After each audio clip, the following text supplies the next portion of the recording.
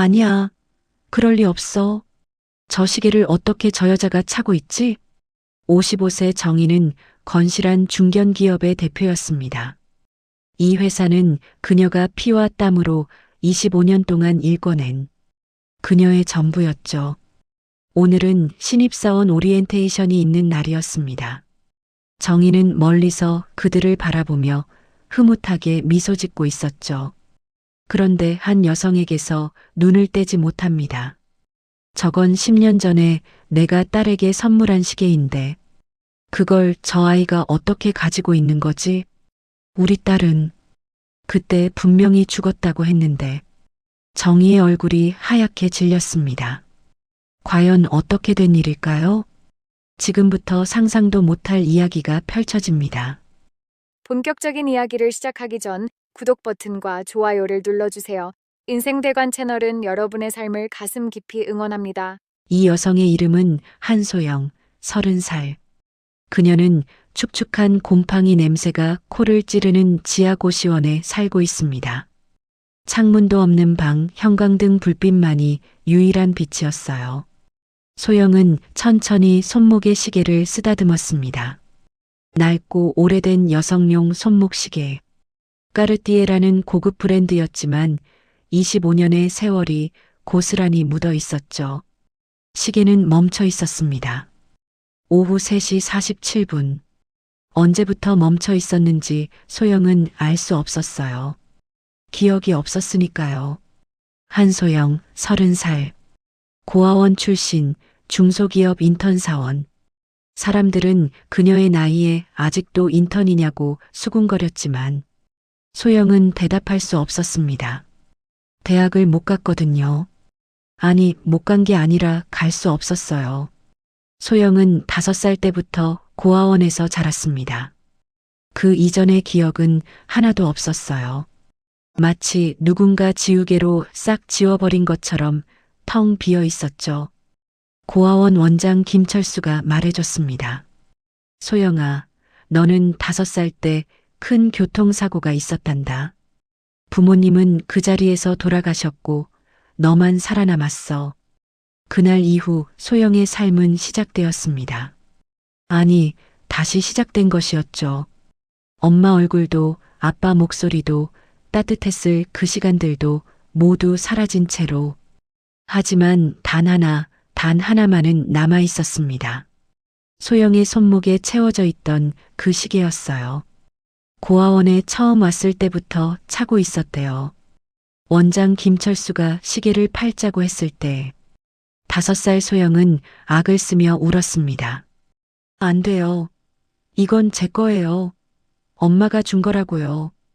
원장은 한숨을 쉬며 포기했습니다. 알았어. 그럼 잘 간직해라.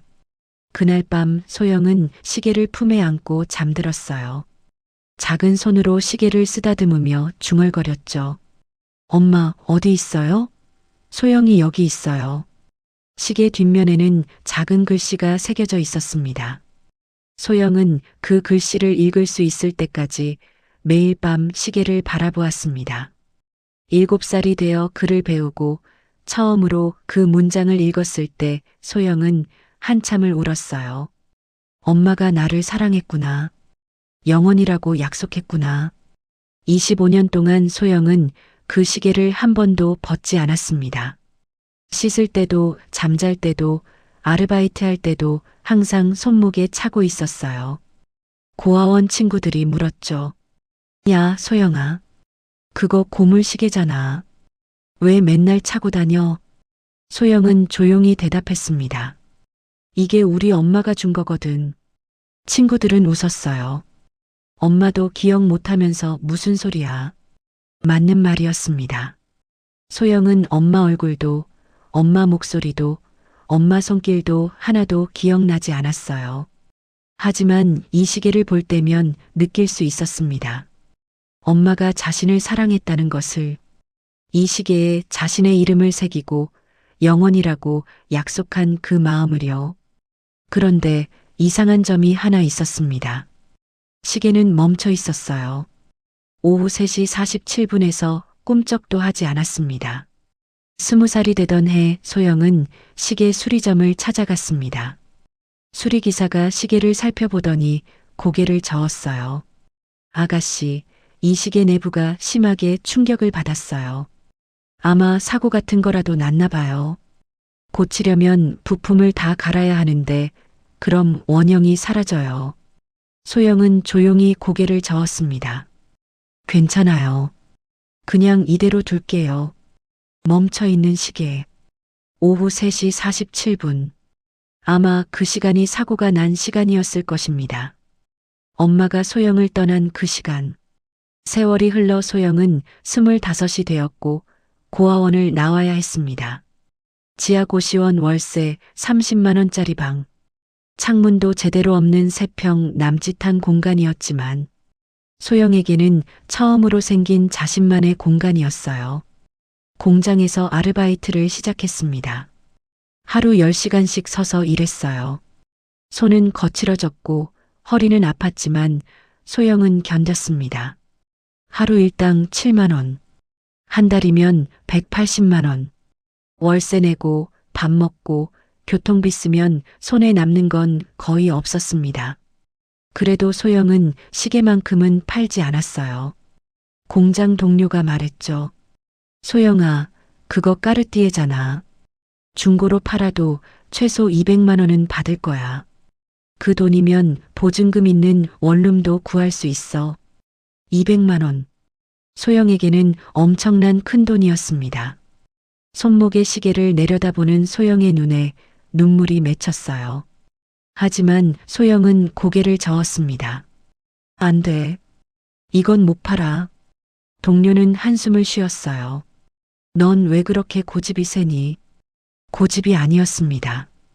이 시계는 엄마와 소영을 이어주는 유일한 끈이었으니까요. 이 시계를 팔아버리면 엄마와의 마지막 연결고리마저 끊어지는 것 같았어요. 그렇게 5년이 흘렀습니다. 올해 봄 소영은 30이 되었어요. 여전히 고시원에 살고 여전히 공장에서 일했습니다. 그러던 어느 날 기적처럼 기회가 찾아왔습니다. 화장품 회사 엘르뷰티에서 인턴 사원을 뽑는다는 공고를 본 것입니다.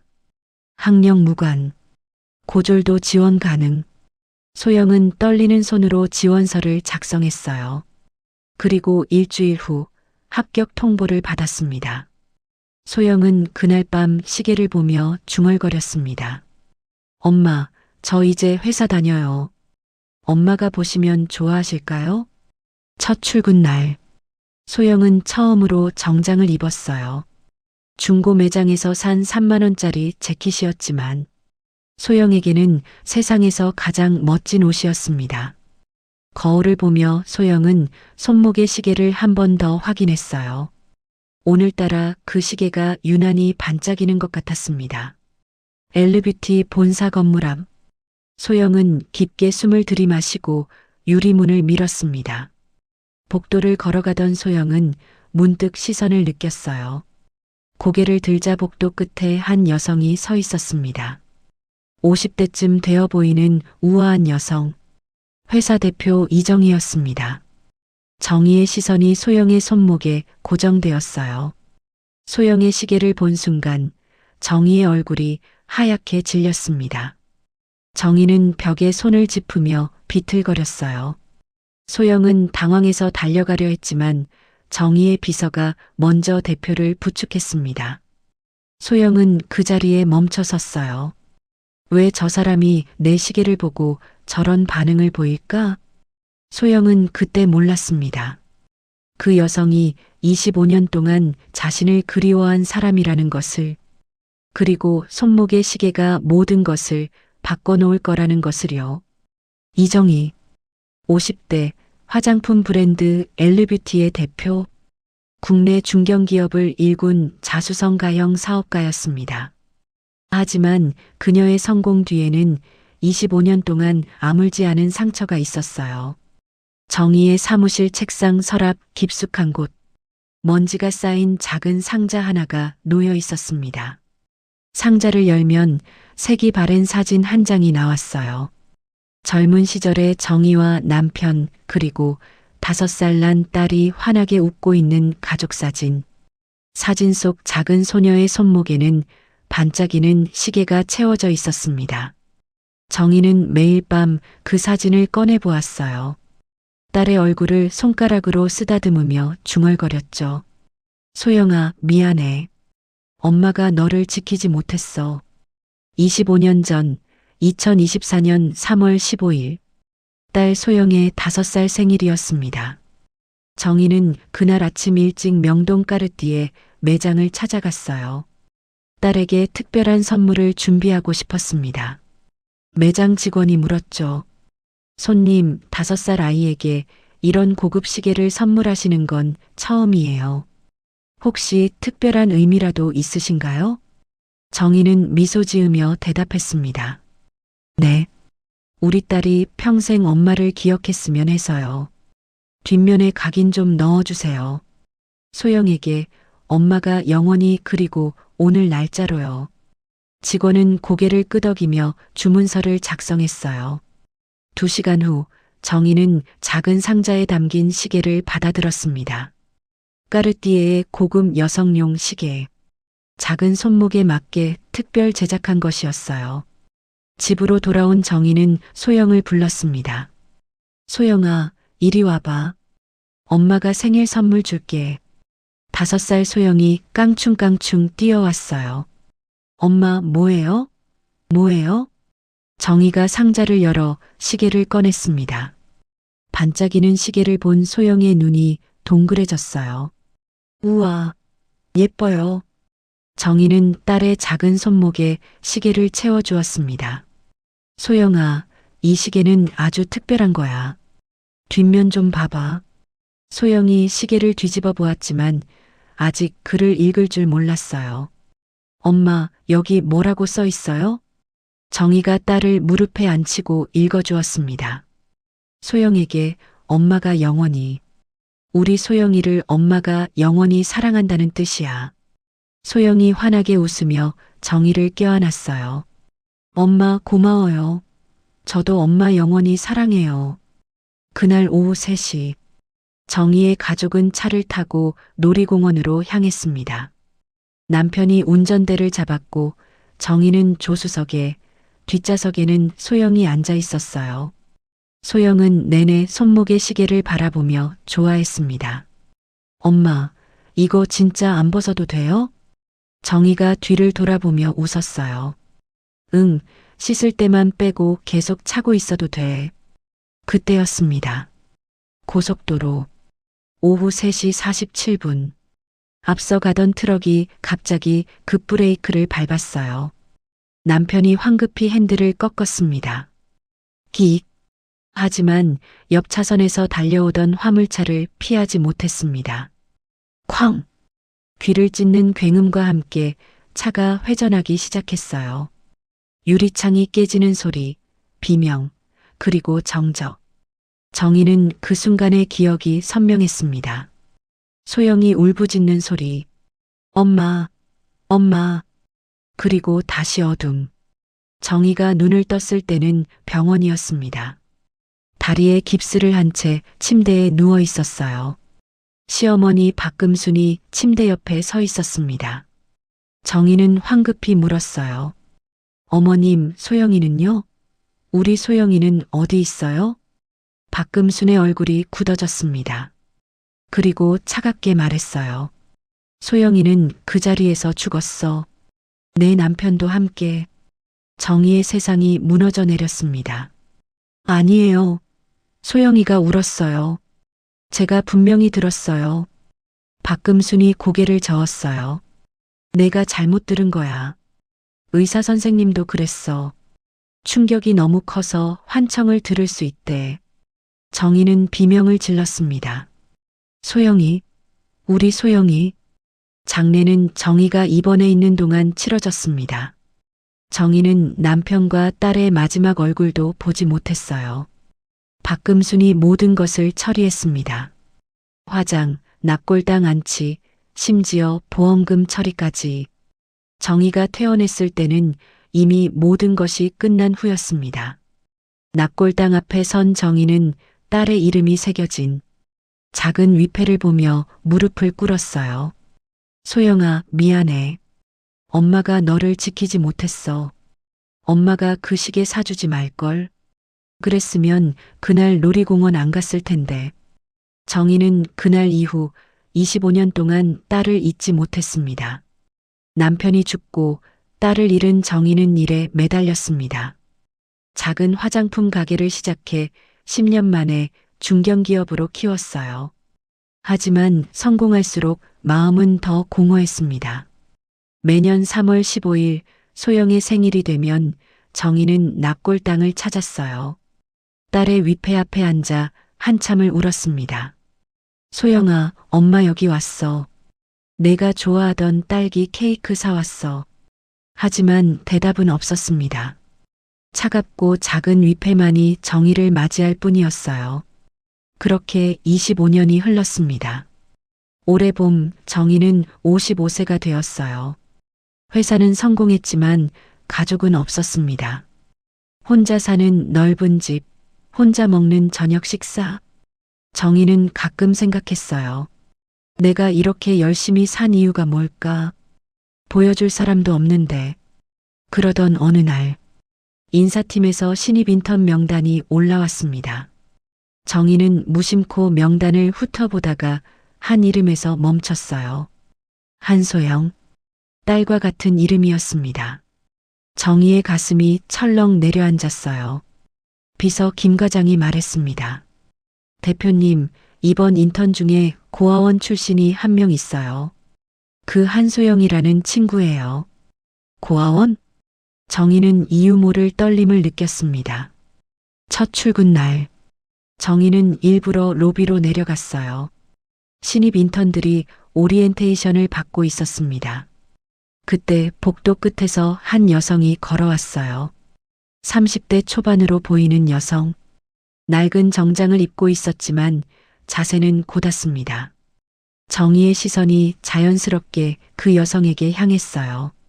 그 순간 정희의 눈이 여성의 손목에 고정되었습니다. 손목에 채워진 낡은 시계. 정희의 심장이 멈추는 것 같았어요. 저건 까르띠에 여성용 시계. 25년 전 딸에게 선물한 바로 그 디자인. 정희의 얼굴이 하얗게 질렸습니다. 비서 김 과장이 황급히 달려왔어요. 대표님, 괜찮으세요? 정희는 벽에 손을 짚으며 가까스로 중얼거렸습니다. 저 사람. 누구지?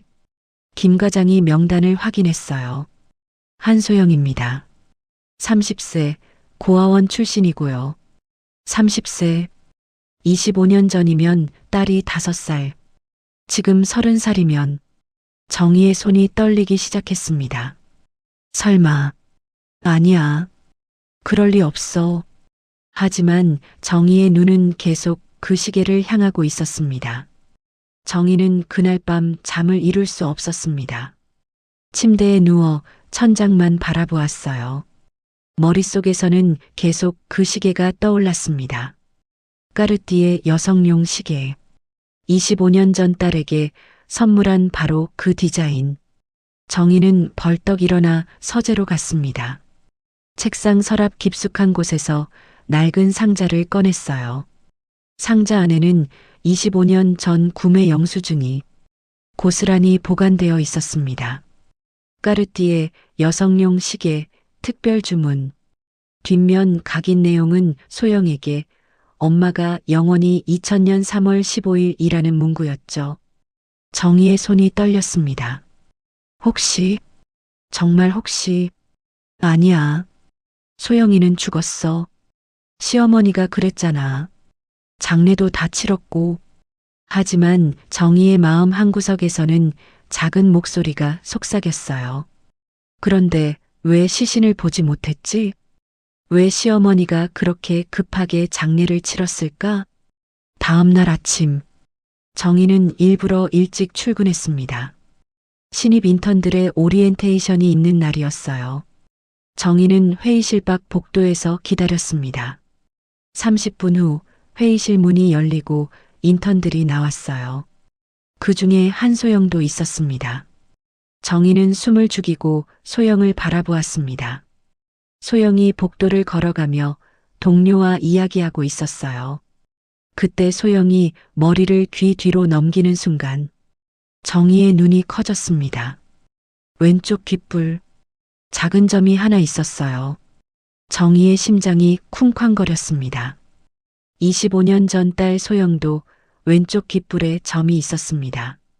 정희는 수없이 그 점에 뽀뽀를 해줬었어요. 우리 소영이 귀에 점 하나 있네. 점순이, 점순이. 소영이 깔깔 웃으며 도망가던 모습이 생생했습니다. 정희는 벽에 등을 기댔어요. 우연일까? 시계도, 이름도, 나이도, 그리고 이 점까지. 일주일이 지났습니다. 정희는 계속 소영을 관찰했어요. 멀리서 조용히 들키지 않게. 어느 날 점심시간, 소영이 구내식당에서 밥을 먹고 있었습니다. 정희는 멀찍이 앉아 소영을 지켜보았어요. 소영이 국을 먹다가 갑자기 기침을 했습니다. 콜록, 콜록. 소영이 물을 마시며 동료에게 말했어요. 미안. 나 미역 알레르기가 좀 있어서. 미역 알레르기. 정희의 숟가락이 떨어질 뻔했습니다. 25년 전 딸 소영도 미역 알레르기가 있었어요. 생일 미역국을 끓여줬다가 온몸에 두드러기가 난 적이 있었죠. 그날 밤 정희는 소영을 안고 응급실로 뛰어갔었습니다. 의사가 말했어요. 이 아이 미역 알레르기가 심하네요.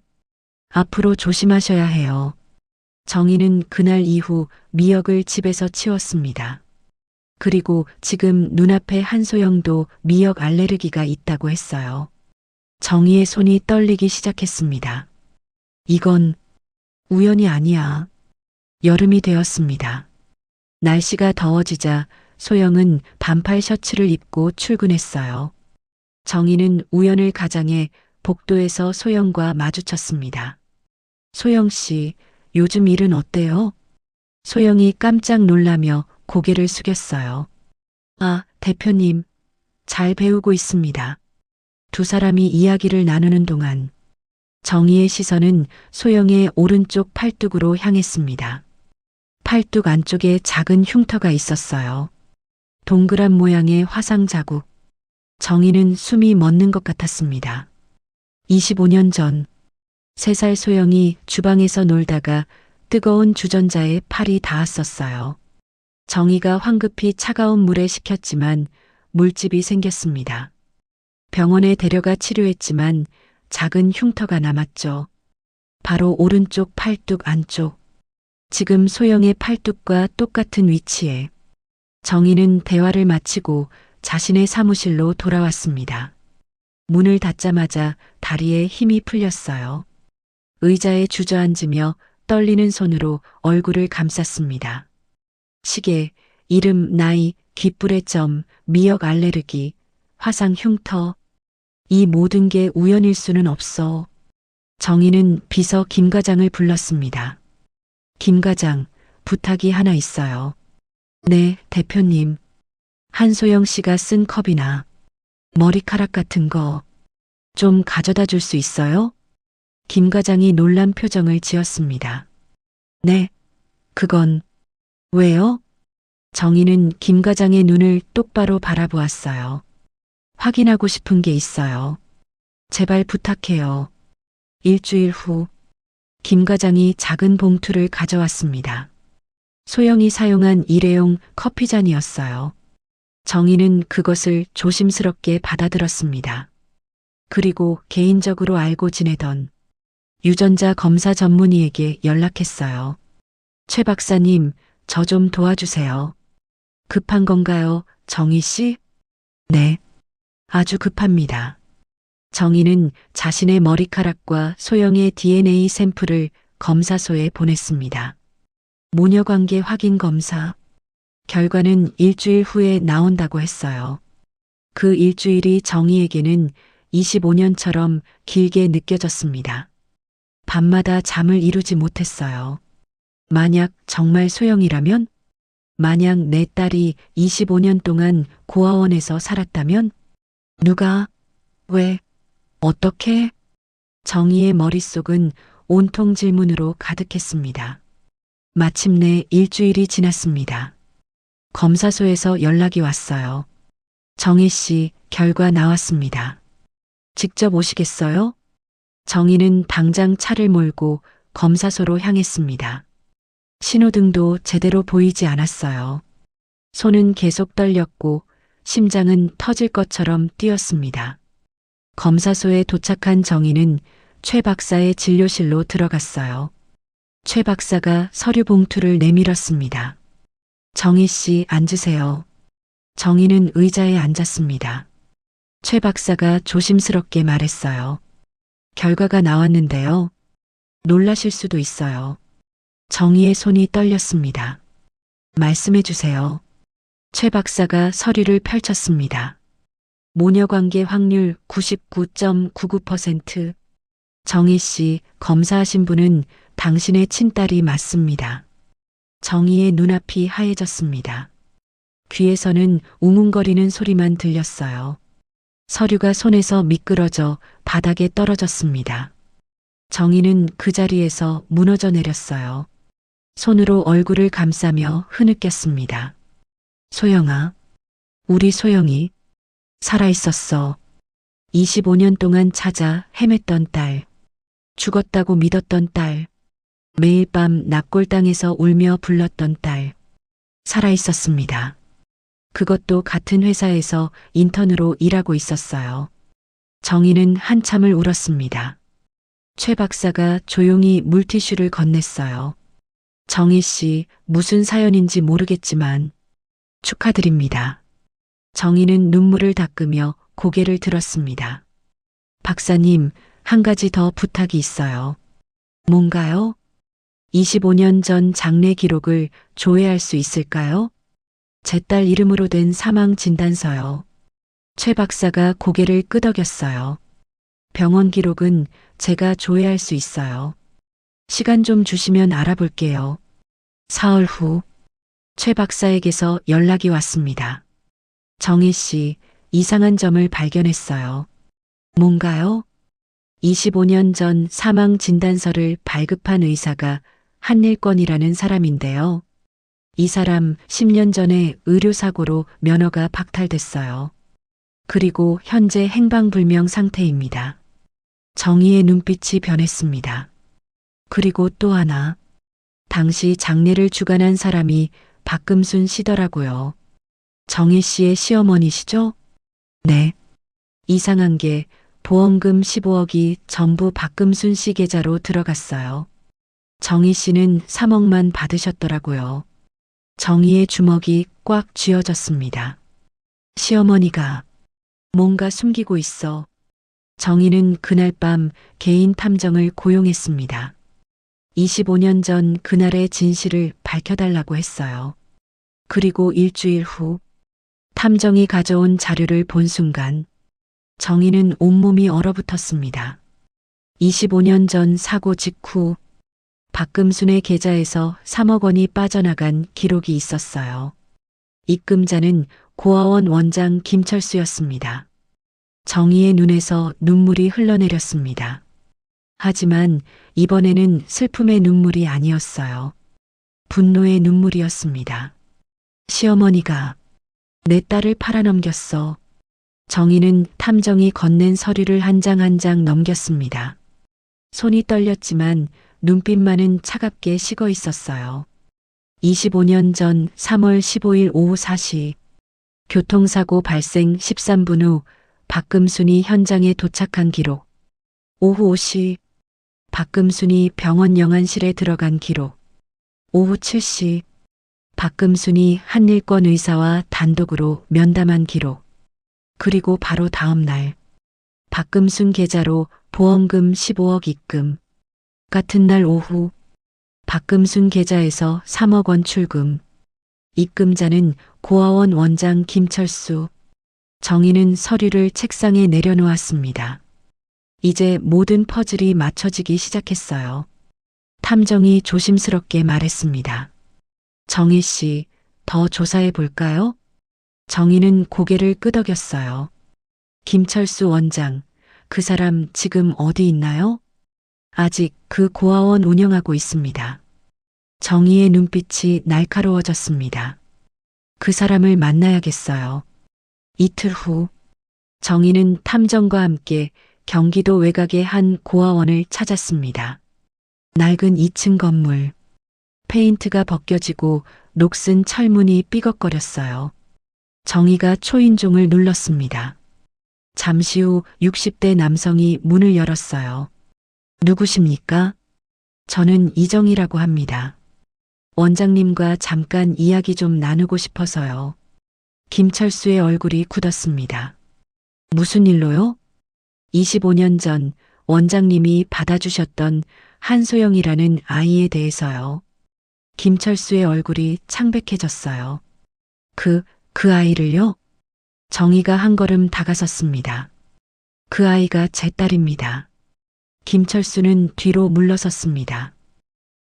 저는 그냥 아이를 맡았을 뿐이에요. 3억을 받고요. 정희가 은행 계좌 이체 기록을 들이밀었어요. 김철수의 입이 벌어졌습니다. 그건 누가 시켰죠? 박금순이죠? 김철수는 대답하지 않았습니다. 정희가 차갑게 말했어요. 지금 경찰에 신고하면 원장님도 공범입니다. 유괴, 신분 위조, 아동학대. 25년치 죗값을 치러야 해요. 김철수의 다리가 풀렸습니다. 주저앉으며 떨리는 목소리로 말했어요. 미안합니다. 저도 어쩔 수 없었어요. 김철수가 떨리는 목소리로 고백하기 시작했습니다.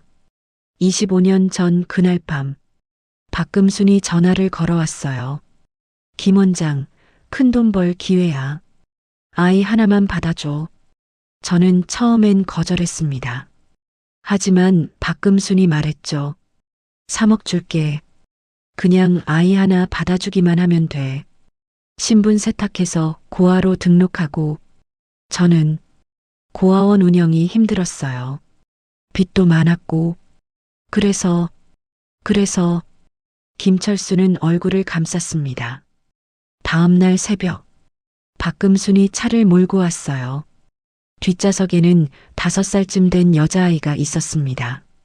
아이는 울고 있었어요. 엄마. 박금순이 차갑게 말했죠. 얘 이름은 한소영이야. 출생신고는 안 되어 있으니까 새로 만들어. 생년월일도 바꾸고. 저는 떨리는 손으로 아이를 받았습니다. 아이 손목에는 비싼 시계가 채워져 있었어요. 박금순이 말했죠. 그 시계 빼서 팔아. 몇백은 받을 거야. 하지만 저는 시계를 빼지 못했습니다. 아이가 너무 악을 썼거든요. 안 돼요. 이건 엄마가 준 거예요. 아이는 시계를 꽉 움켜쥐고 놓지 않았어요. 그래서 그냥 그대로 뒀습니다. 정희는 주먹을 꽉 쥐었습니다. 손톱이 손바닥에 파고들었지만 아프지 않았어요.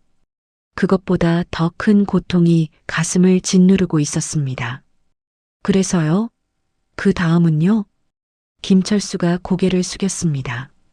아이는 처음 몇 달 동안 계속 울었어요. 엄마를 찾으면서요. 밥도 안 먹고 잠도 안 자고. 그러다가 어느 날부터 기억을 잃은 것 같았어요. 엄마를 찾지 않더라고요. 정희의 눈에서 눈물이 흘러내렸습니다. 5살 소영이 엄마를 그리워하며 울다 결국 기억까지 잃어버린 것이었어요. 김철수가 덧붙였습니다. 소영이는 착한 아이였어요. 고아원에서 25년 동안 말썽 한 번 안 부리고 항상 손목 시계를 만지작거리면서 중얼거렸죠. 엄마가 준 거야. 엄마가 날 사랑했어. 그 모습을 볼 때마다 저는 죄책감에 시달렸습니다. 정희가 냉정하게 물었어요. 그런데 왜 25년 동안 침묵하셨죠? 김철수는 대답하지 못했습니다. 정희가 일어섰어요. 원장님, 경찰에 자수하세요. 그게 원장님이 할 수 있는 마지막 양심입니다. 정희는 고아원을 나왔습니다. 차에 타자마자 눈물이 쏟아졌어요. 탐정이 조용히 물티슈를 건넸습니다. 정희 씨, 이제 어떻게 하시겠어요? 정희는 눈물을 닦으며 말했어요. 시어머니를 만나야죠. 다음 날 오후, 정희는 시어머니 박금순의 집을 찾았습니다. 강남의 고급 아파트, 25층 펜트하우스였어요. 정희가 초인종을 눌렀습니다. 박금순이 문을 열었어요. 70대 중반이지만 여전히 날카로운 인상이었습니다. 정희야, 웬일이니? 정희는 대답 없이 집 안으로 들어갔습니다. 거실 소파에 앉으며 차갑게 말했어요. 어머님, 소영이가 살아있었어요. 박금순의 얼굴이 굳어졌습니다. 무슨 소리야? 정희가 DNA 검사 결과지를 내밀었어요. 제 딸 소영이 25년 동안 고아원에서 살았어요. 어머님이 3억 주고 팔아넘긴 그 고아원에서요. 박금순의 손이 떨렸습니다. 그게 무슨... 정희가 계좌 이체 기록을 펼쳤습니다. 증거는 다 있어요. 김철수 원장도 자백했고요. 박금순은 소파에 주저앉았습니다. 한참 침묵이 흘렀어요. 그리고 박금순이 차갑게 웃었습니다. 그래, 내가 했어. 정희의 눈이 커졌습니다. 박금순이 계속 말했어요. 그 교통사고 현장에 내가 제일 먼저 도착했지. 내 남편은 그 자리에서 죽었어. 하지만 소영이는 살아있었어. 뒷좌석에서 울고 있더라. 정희의 눈에서 눈물이 흘렀습니다. 박금수는 표정 하나 변하지 않았어요. 나는 생각했지. 이 기회에 보험금을 타자고. 남편 10억, 아이 5억. 15억이야. 그래서 한일권 의사를 매수했어. 아이 사망 진단서를 위조하게 했지. 그리고 다른 아이 시신으로 장례를 치렀어. 정희는 몸이 떨렸습니다. 왜요? 왜 그러셨어요? 박금순이 정희를 노려보았어요. 내가 너 같은 여자 싫었어. 사업한다고 집안일도 안 하고. 며느리가 돈을 버니까 아들이 무시당했잖아. 손녀 소영이도 너를 닮았어. 똑 부러지고 똑똑한 척하고. 나는 그런 손녀 필요 없었어. 정희는 믿을 수 없다는 표정으로 시어머니를 바라보았습니다. 그래서 내 딸을 팔아넘기신 거예요? 박금순이 비웃었어요. 팔아넘기다니.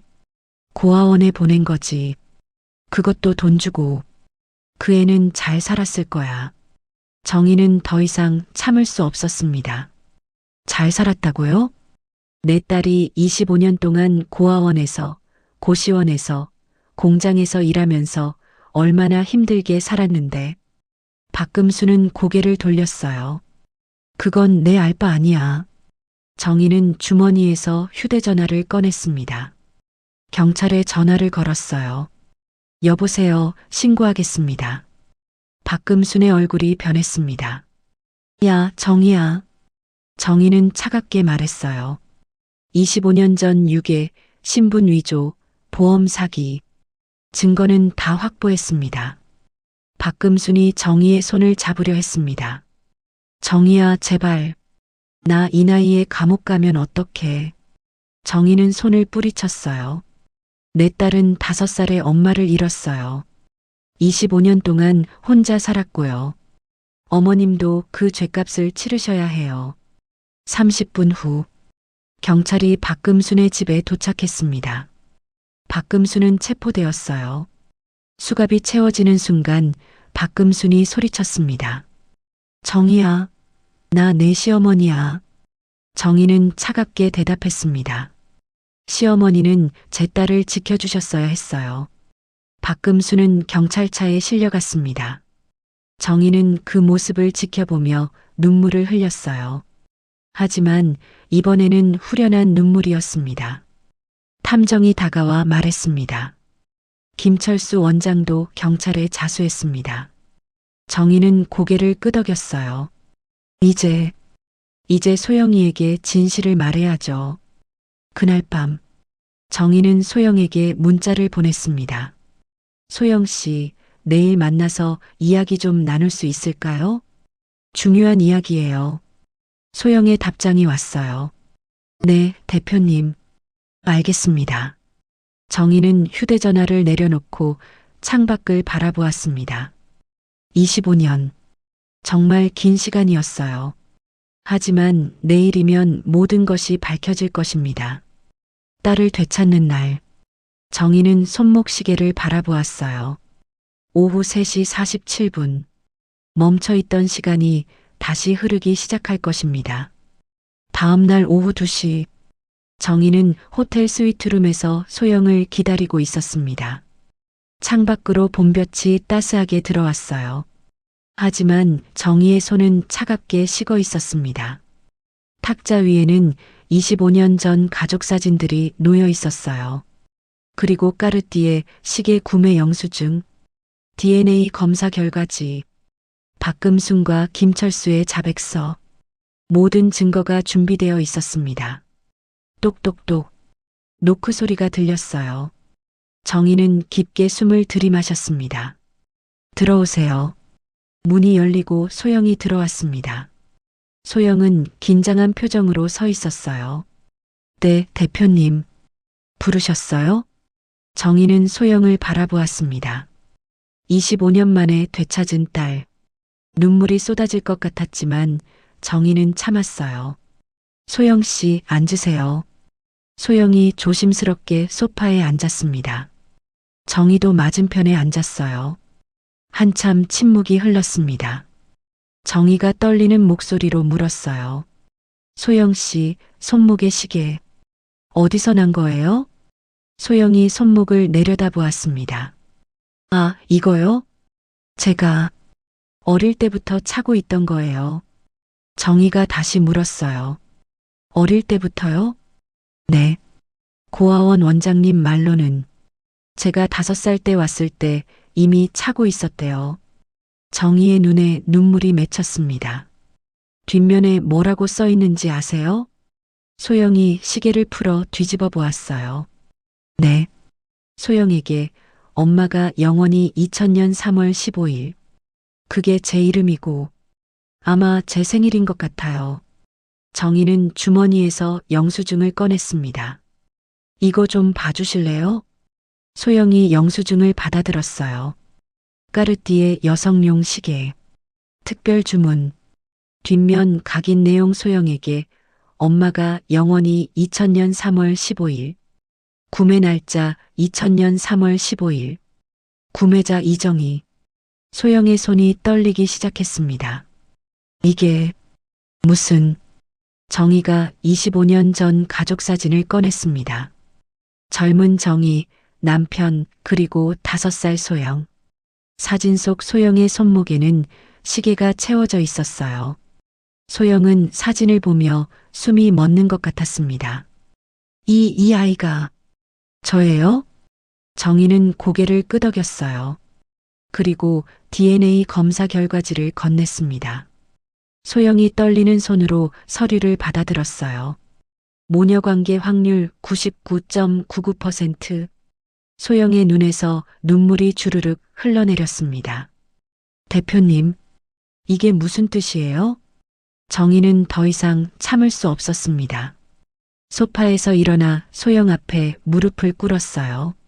소영아. 정희의 목소리가 떨렸습니다. 엄마야. 내 엄마가 여기 있어. 소영은 고개를 저었어요. 아니에요.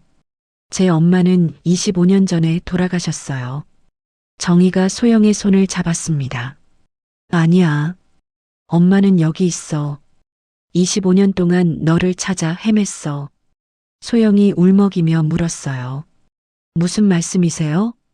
저는 사고로 부모님을 잃었어요. 정희는 눈물을 흘리며 모든 것을 이야기하기 시작했습니다. 25년 전 그날, 내 5살 생일이었어. 엄마가 이 시계를 선물했지. 그리고 놀이공원에 가려고 차를 탔어. 고속도로에서 사고가 났어. 내 아빠는 그 자리에서 돌아가셨어. 엄마는 다리가 부러져서 병원에 입원했고 소영이 숨죽여 들었어요. 정희가 계속 말했습니다. 엄마가 깨어났을 때 할머니가 말했어. 소영이도 죽었다고. 그래서 엄마는 믿었어. 내가 죽었다고. 장례도 치렀고 25년 동안 무덤에 찾아갔어. 하지만 넌 죽지 않았어. 할머니가 널 고아원에 팔아넘긴 거야. 소영의 눈이 커졌습니다. 팔아넘겼다고요? 정희가 박금순의 자백서를 보여주었어요. 할머니는 보험금을 타기 위해 내 사망 진단서를 위조했어. 그리고 널 고아원 원장에게 3억 원에 팔았어. 내 신분도 세탁하고. 소영은 서류를 보며 온몸이 떨렸습니다. 그럼 저는 정희가 소영의 얼굴을 두 손으로 감싸쥐었어요. 넌 죽지 않았어. 25년 동안 혼자 살았지만 이제 엄마가 찾았어. 엄마가 여기 있어, 소영아. 소영의 눈에서 눈물이 폭포처럼 쏟아졌습니다. 엄마. 정희도 눈물을 흘리며 대답했어요. 그래, 엄마야. 소영이 떨리는 목소리로 물었어요. 정말 제 엄마예요? 정희는 고개를 끄덕였어요. 손목의 시계를 가리키며 말했습니다. 이 시계 엄마가 내 5살 생일에 사준 거야. 뒷면에 새긴 거 기억나지? 엄마가 영원히, 엄마는 너를 영원히 사랑한다는 뜻이었어. 소영은 손목의 시계를 내려다보았습니다. 25년 동안 한 번도 벗지 않았던 시계. 엄마가 준 유일한 것이라고 믿었던 시계. 그 시계가 정말 엄마가 준 것이었어요.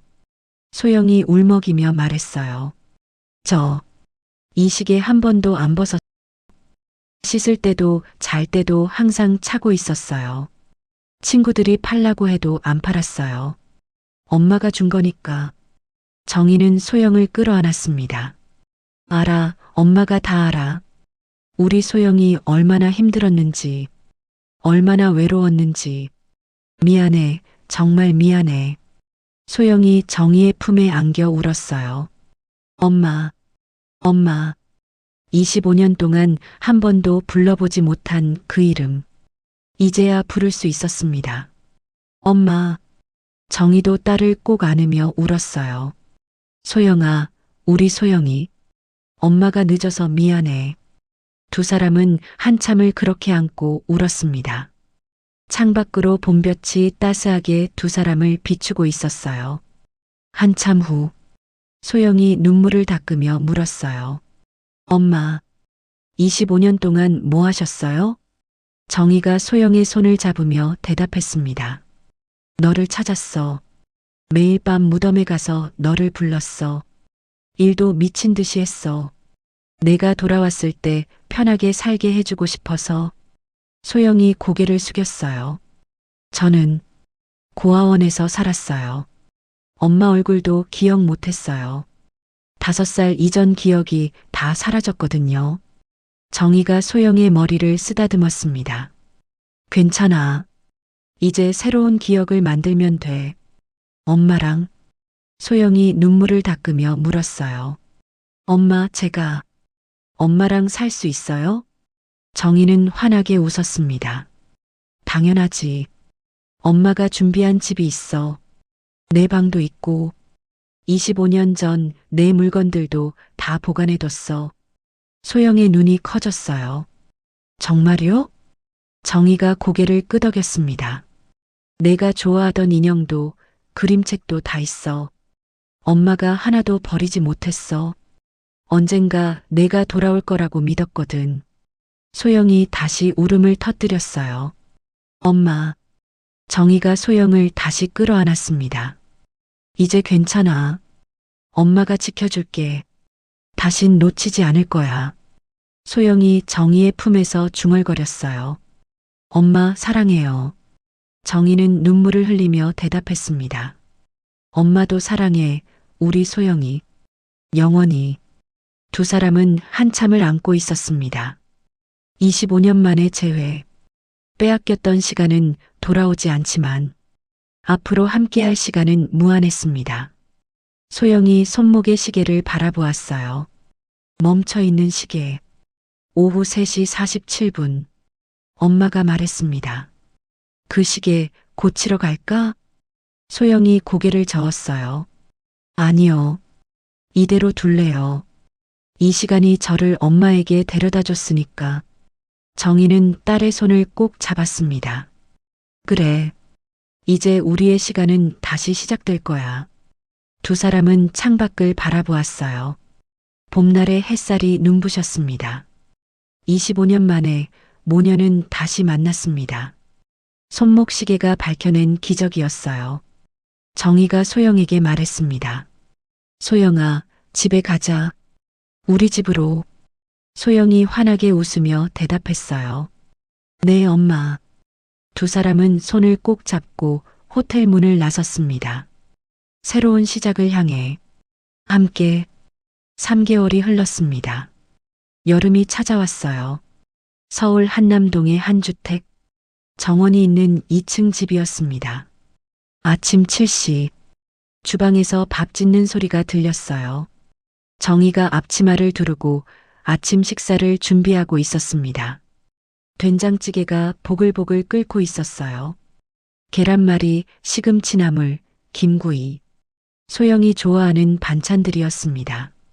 발소리가 들렸어요. 계단을 내려오는 소영이었습니다. 소영은 파자마 차림으로 하품을 하며 주방으로 왔어요. 엄마, 좋은 아침이에요. 정희가 환하게 웃으며 대답했습니다. 그래, 우리 딸. 잘 잤어? 소영이 정희를 뒤에서 안았어요. 네, 엄마 덕분에. 정희는 딸의 손을 쓰다듬었습니다. 얼른 씻고 와. 밥 다 됐어. 식탁에 두 사람이 마주 앉았습니다. 밥그릇에 하얀 쌀밥이 수북이 담겼어요. 소영은 밥 한 숟가락을 떠서 입에 넣었습니다. 눈을 감고 천천히 씹었어요. 엄마, 진짜 맛있어요. 정희가 된장찌개를 떠서 소영의 밥그릇에 올려주었습니다. 많이 먹어. 요즘 회사 일이 바빠서 힘들지? 소영이 고개를 저었어요. 아니에요. 엄마 회사라서 더 재밌어요. 정희는 미소 지었습니다. 소영은 이제 정희의 회사에서 정규직 사원으로 일하고 있었어요. 인턴에서 정규직으로 전환된 지 2달째였습니다. 처음에는 주변 시선이 부담스러웠어요. 직원들이 수군거렸죠. 저 사람 대표님 딸이래. 그래서 인턴에서 바로 정규직 됐대. 하지만 소영은 누구보다 열심히 일했습니다. 밤늦게까지 남아서 일했고 주말에도 자료를 정리했어요. 한 달이 지나자 직원들의 태도가 바뀌었습니다. 소영 씨, 진짜 대단해요. 대표님 딸인데도 전혀 티 안 내고 열심히 하시네요. 소영은 환하게 웃으며 대답했어요. 저도 배울 게 많아서요. 아침 식사를 마친 두 사람은 거실 소파에 나란히 앉았습니다. 소영이 손목의 시계를 만지작거렸어요. 여전히 오후 3시 47분에 멈춰 있는 시계였습니다. 정희가 물었어요. 그 시계 정말 안 고칠 거야? 소영이 고개를 끄덕였습니다. 네. 이 시계는 이대로가 좋아요. 이 시간이 저를 엄마에게 데려다 줬으니까. 정희는 딸의 손을 잡았어요. 그래. 엄마도 그 시계가 고마워. 25년 동안 널 지켜줬으니까. 소영이 정희를 바라보았습니다. 엄마, 궁금한 게 있어요. 뭔데? 할머니는 지금 어떻게 됐어요? 정희의 표정이 잠시 어두워졌습니다. 박금수는 현재 재판을 기다리고 있었어요. 유괴, 신분 위조, 보험 사기, 여러 혐의로 기소되었습니다. 검찰은 징역 15년을 구형했어요. 정희가 조용히 대답했습니다. 재판 중이야. 곧 판결 나올 거야. 소영이 고개를 숙였어요. 엄마는 할머니가 미워요? 정희는 한참 생각했습니다. 그리고 천천히 대답했어요. 미웠어. 처음에는 정말 미웠어. 하지만 지금은 그냥 안타까워. 스스로 불행을 선택한 사람이니까. 소영이 엄마의 손을 꼭 잡았어요. 엄마는 대단해요. 정희가 고개를 저었습니다. 아니야. 엄마는 그냥 널 너무 사랑해. 그게 전부야. 주말 오후 정희와 소영은 함께 차를 타고 어딘가로 향했습니다. 1시간쯤 달려 도착한 곳은 공원 묘지였어요. 정희의 남편 소영의 아버지가 잠들어 있는 곳이었습니다. 두 사람은 꽃다발을 들고 묘지 앞에 섰어요. 정희가 무릎을 꿇었습니다. 여보, 나왔어. 소영도 무릎을 꿇었어요. 처음 찾아온 아버지의 묘 앞이었습니다. 소영이 떨리는 목소리로 말했어요. 아빠, 저 소영이에요. 늦게 왔어요. 정희가 남편의 묘비를 쓰다듬었습니다. 여보, 우리 딸 찾았어. 25년 만에. 소영이가 살아있었어. 눈물이 주르륵 흘러내렸어요.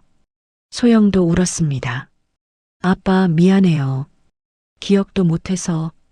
두 사람은 한참을 그렇게 울었습니다. 바람이 불어왔어요. 마치 남편이 아버지가 대답하는 것 같았습니다. 괜찮아. 잘 찾았어. 이제 행복하게 살아. 저녁이 되어 집으로 돌아왔습니다.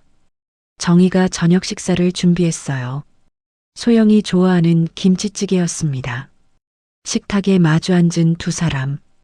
김이 모락모락 피어오르는 찌개를 보며 소영이 말했어요. 엄마, 행복해요. 정희가 미소 지었습니다. 엄마도 행복해. 소영이 손목의 시계를 바라보았어요. 오후 3시 47분. 멈춰 있는 시간. 하지만 이제 그 시간은 슬픔이 아니었어요. 새로운 시작을 의미하는 시간이었습니다. 소영이 중얼거렸습니다.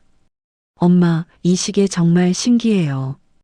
25년 동안 멈춰 있었는데 저를 엄마에게 데려다 줬어요. 정희가 딸의 손을 잡았어요. 그래. 엄마의 사랑이 너를 찾았어. 그 시계가 증거야. 두 사람은 눈을 마주보고 웃었습니다. 창밖으로 여름 저녁 노을이 지고 있었어요. 주황빛 하늘이 아름다웠습니다. 밤이 되었습니다. 소영은 자신의 방에 누워 천장을 바라보았어요. 25년 전 자신이 살던 집, 엄마가 하나도 바꾸지 않고 그대로 보관해둔 방, 인형들, 그림책들, 작은 책상, 모든 것이 25년 전 그대로였습니다. 소영은 손목의 시계를 바라보았어요. 멈춰 있는 시계.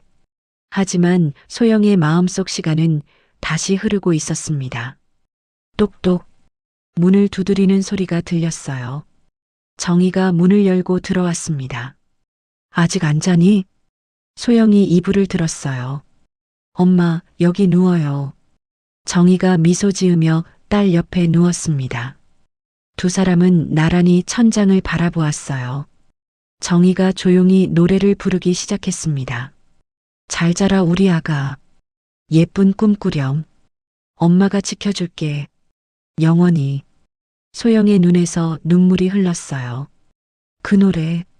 기억나지 않지만 가슴 깊은 곳에서 익숙한 그 노래.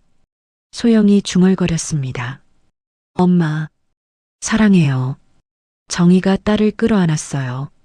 엄마도 사랑해, 우리 소영이. 영원히. 두 사람은 그렇게 안고 잠이 들었습니다. 25년 만에 되찾은 따뜻한 밤이었어요. 오늘의 이야기가 당신의 마음에 작은 울림을 드렸다면 앞으로도 당신의 나날에 잔잔한 위로가 될 이야기들로 찾아뵐 수 있도록 구독과 좋아요, 알림 설정을 눌러주세요. 그리고 사연의 주인공을 위한 따뜻한 말씀도 댓글로 남겨주시면 감사하겠습니다. 인생대관 채널은 당신의 오늘을 늘 응원합니다.